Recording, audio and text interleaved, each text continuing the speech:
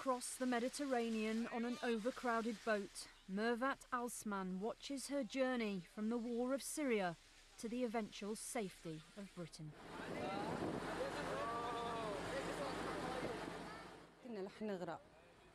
All the people were afraid. They were screaming and crying because they felt they are about to die. Some people throw themselves in the sea. Then the police came and they tried to help those people. She was very, very afraid that time. She has one daughter, 9 years old, and they were scared and crying and screaming. Now a refugee in Bradford after coming to Britain in a lorry, Mervat is desperate for the country that saved her to take in more. It's very important. She is one of those people. She has one son, he's 15 years old, and she tried hard to bring him here, but the government refused. The tragedy of little Haylan Kurdi, too much for Mervat and her interpreter.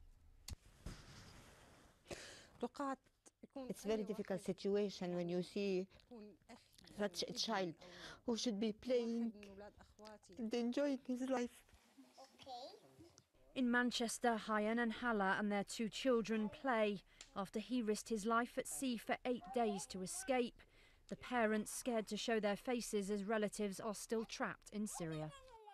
Coming to England, you think has saved your life? Yes, exactly. Saved my life, my children's life. What do you say to British people who say there are already too many people from abroad in the UK? We have very beautiful life in Syria before the war. We were forced to leave our country, our jobs, our homes, our parents, our friends, our everything, to start a new life here. But last year, nearly a quarter of all asylum seekers in England were sent to the Greater Manchester area. And there are concerns here about the pressure that causes. Personally, I think we've got enough, you know what I mean? This picture on the front of the paper of a young Syrian boy dying, does that make you change your mind to think that the UK should be helping? It's upsetting, isn't it? But, I mean, what can we do? Do you think people should take in more refugees? Yeah, why not? We all live on the same planet, don't we? Britain opened its doors to young Marsa and Rami, but will it, should it, help more? Lucy Manning, BBC News, Manchester.